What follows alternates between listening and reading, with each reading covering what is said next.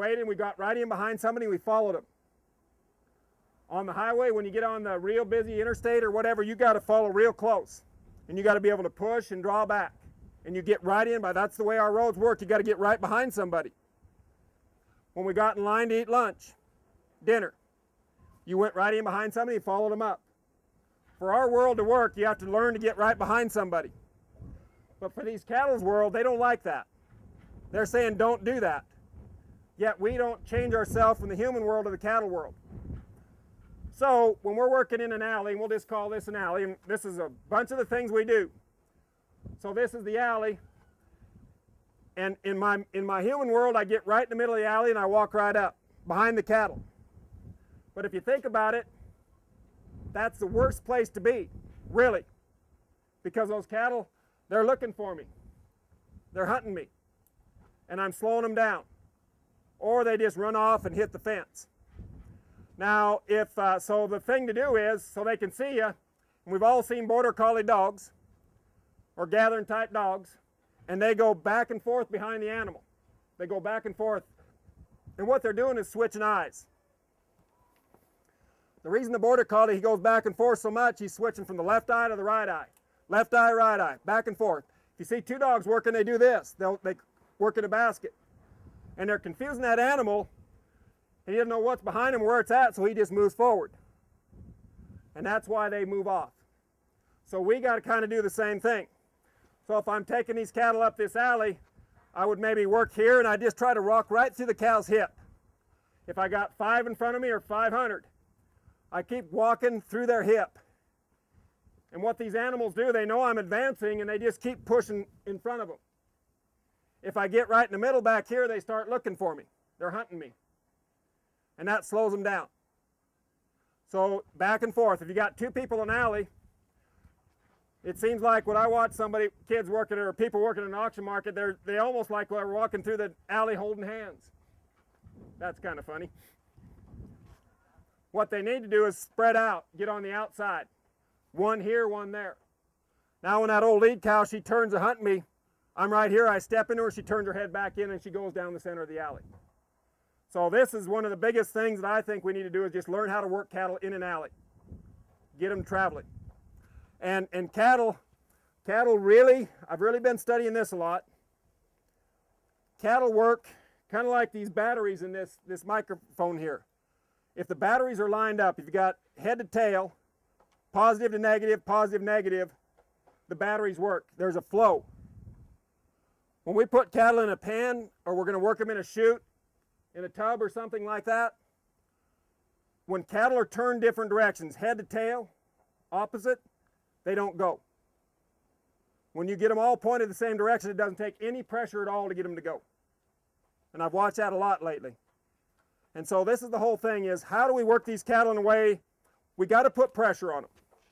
When I come in this pen over here and I get these cattle to try to leave, you guys up here are going to be putting pressure back on these cattle. Somehow I got to figure out how to put more pressure on them in that pen than there is out here. So I'll see if I can do that. The other thing is, cattle want to see you. They want to keep their eye on you. So we can use that to our advantage. So I am, say I'm taking cattle down this alley.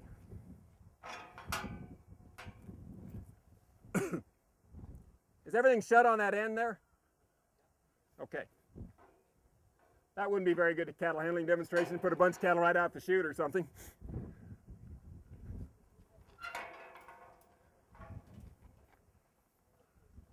So if I'm going to put cattle out of this gate, and I'm trying to use their eye, think about what the best way is to enter that pen. Now if I can get a contact and keep the contact, so here, what I need to do is, I want these cattle to be able to see me all the way around. So I'm going to go this way. And right here I should be able to step in, step back, and now if I step up,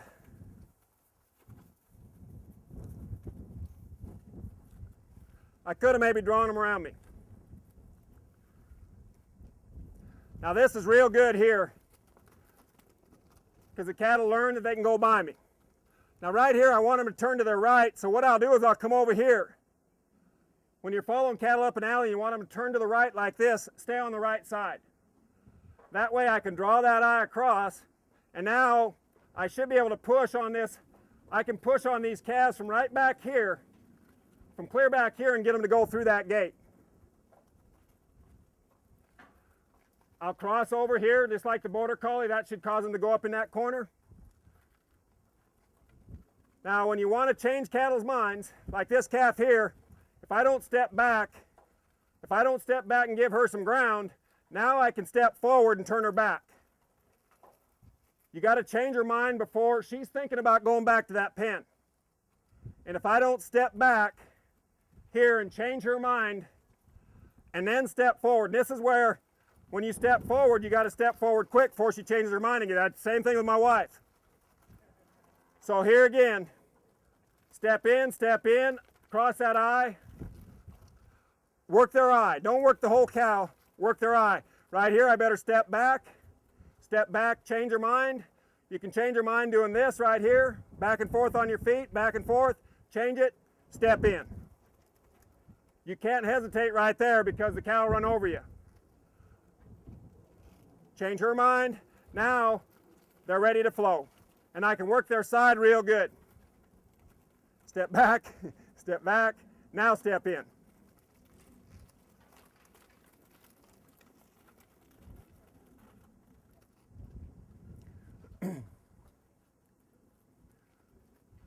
Okay, so we want to be careful of our corners.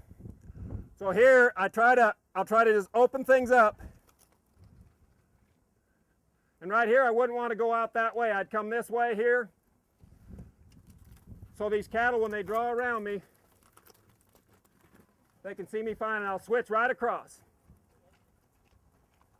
Coming up this alley, I should switch over here, try to draw that eye out there.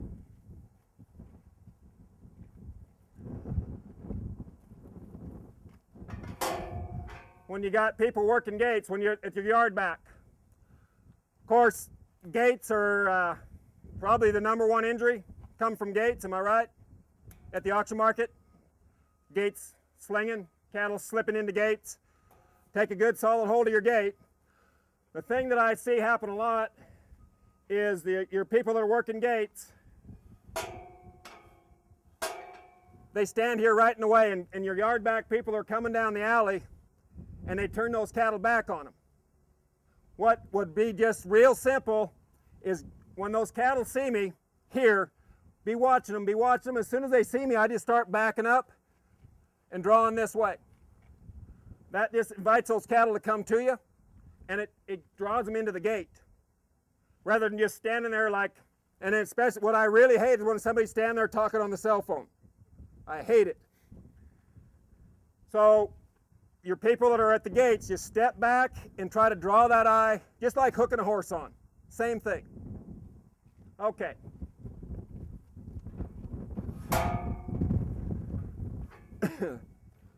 The next big issue we have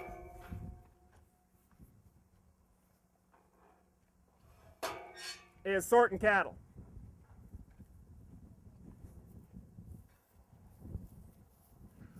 The other thing is that I think your employees, and I talked about this earlier before, always count cattle out of a gate. And if you can get people counting without their hands, that'll be real helpful. I have a hard time, I count with my hands. And you can really stop a lot of movement with just that hand. So if you can learn to work with your hands in your pockets and try not to cover much ground here. I should be able to pull these calves out of this pen just by moving this much. I don't know if you can see me from the feeder, but I didn't move more than 3 feet there.